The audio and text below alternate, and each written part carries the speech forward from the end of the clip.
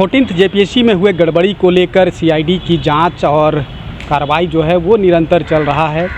L Khiangte जो JPSC के पूर्व चेयरमैन है उसकी गिरफ्तारी हो गई है। सीआईडी ने गिरफ्तार कर लिया है। मेडिकल जांच के बाद कोर्ट में पेश किया जाएगा और उसके बाद जुडिशियल कस्टडी में भेजा जाएगा। सीआईडी चाहे तो रिमांड पिटीशन देकर रिमांड पर लेकर पूछताछ कर सकती है। एल ख्यांगते से 3 दिन जो है सीआईडी पूछताछ कर चुकी है और उसके बाद आज एक बड़ी कार्रवाई करते हुए एल ख्यांगते को सीआईडी ने गिरफ्तार कर लिया है।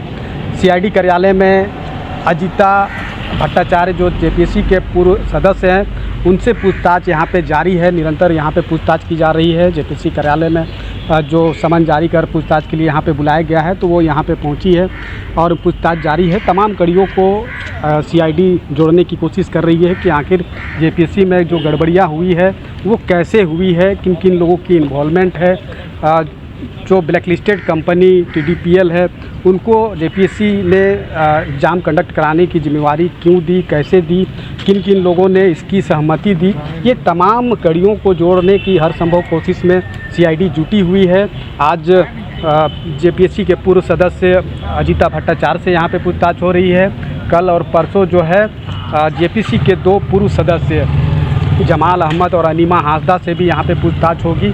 और जिस तरीके से बीते 21 जुलाई को सीआईडी ने इस गड़बड़ी को लेकर के जो कार्रवाई शुरू की वो निरंतर जारी है। अब तक कह सकते हैं कि 1.5 दर्जन से अधिक को सीआईडी ने गिरफ्तार कर लिया है।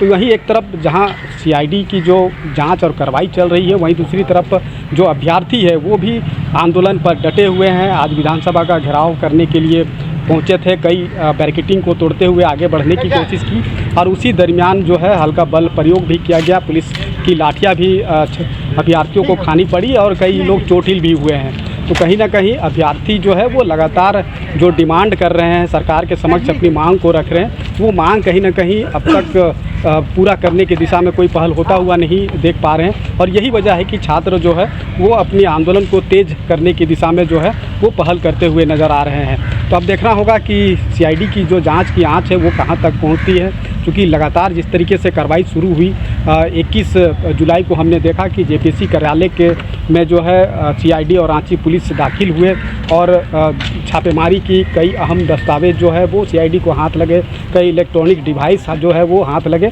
और उसी के आधार पर जो है जांच को आगे बढ़ा रही है। और इसी क्रम में जो है 1.5 दर्जन से अधिक को गिरफ्तार करके सलाखों के पीछे भेजा जा चुका है। जेपीएससी के पूर्व चेयरमैन तक कहीं ना कहीं जांच की आंच पहुंची और जिस दिन कार्रवाई हुई उसी दिन 21 जुलाई को ही एल ख्यांगते ने अध्यक्ष पद से इस्तीफा दे दिया। और उसके बाद जैसे जैसे जांच आगे बढ़ी, लगातार जिस तरीके से पूछताछ हुई और उसके बाद जो जेपीएससी के 3 सदस्य थे अजिता भट्टाचार्य, जमाल अहमद और अनीमा हासदा, इन्होंने भी जो है अपने पद से इस्तीफा दे दिया है। लेकिन जिस तरीके से मुख्यमंत्री या फिर मुख्यमंत्री के कह सकते हैं कि आदेश पर 4 मंत्रियों का जो प्रतिनिधिमंडल से छात्र संगठनों की जो है वार्ता भी हुई, कई डिमांड जो है उस पर सहमति बनाई गई। लेकिन जो 2 मुख्य मांग जो अभ्यर्थियों का है जेसीसी सीजीएल परीक्षा को रद्द करने और सीबीआई जांच की आदेश देने, वो कहीं ना कहीं अब तक पूरा नहीं हुआ। और यही वजह है कि छात्र आंदोलनरत है और अपनी मांग को लेकर डटे हुए हैं। अब देखना होगा कि इस पूरे मामले में जिस तरीके से जो सीआईडी की कार्रवाई देखी जा रही है, आने वाले समय में यह कार्रवाई कहां तक पहुंच पाती है। अपने सहयोगी रिंकू के साथ मैं दीपक उरांव, न्यूज़ 11 भारत, रांची।